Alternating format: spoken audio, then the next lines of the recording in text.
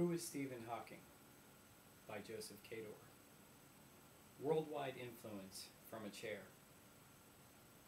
Today I'm going to inform you of Stephen Hawking's influence on science and the world.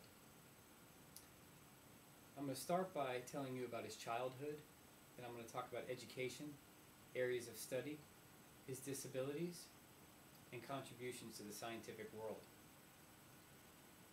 Stephen Hawking was born January 8, 1942, 300 years after the death of Galileo Galilei. He was born in Oxford, England. Later he moved to St. Albans. While he was in St. Albans, he attended University College in Oxford, where he studied physics. He then went on to Cambridge, where he received his PhD in cosmology. For some of his early jobs, he was a research fellow and professional fellow at Gonville and Caius campus.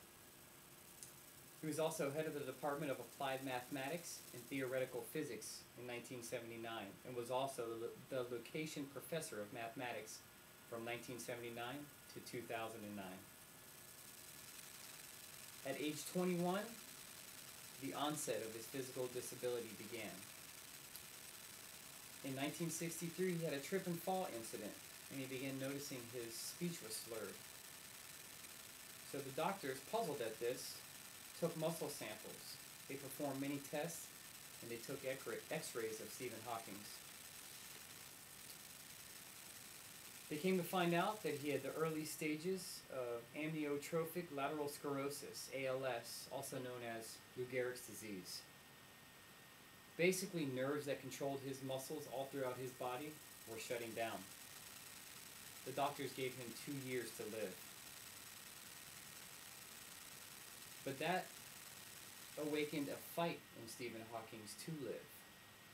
While he was getting his test done, he shared a room with a boy who had leukemia.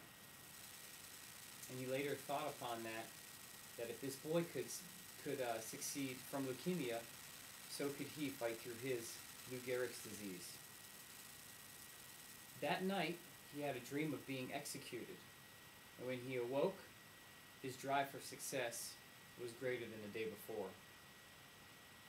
Shortly after, he met the love of his life, which was an English undergrad named Jane Wilde. He married her in 1965. Despite his dreadful diagnosis, his illness motivated him. Before the diagnosis, he was bored, but after, he dug into his research. This set him on a career course that reshaped the way the world thinks about black holes and the scientific community. Some of his scientific achievements include, in 1974, Hawking's research turned him into a celebrity instantly within the scientific world when he showed that black holes aren't the informational vacuums that scientists had previously thought they were. Then in 1975, he published his first book, the highly technical, The Large-Scale Structure of Space-Time. Just a few of his honors and awards, some of the more famous ones. He was named a Fellow of the Royal Society at age 32, and he earned the prestigious Albert Einstein Award. Despite Lou Gehrig's disease, which made him permanently disabled, Stephen Hawking has gone beyond his disease and his physical limits and has accomplished so much in his personal life and in the name of scientific knowledge. Stephen Hawking is an inspiration to everyone, sending the message that no matter what your circumstance in life, anything, especially your dreams, can be accomplished.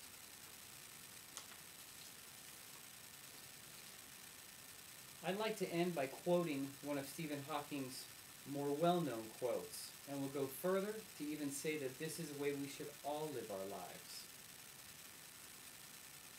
I have noticed even people who claim everything is predestined and that we can do nothing to change it look before they cross the road.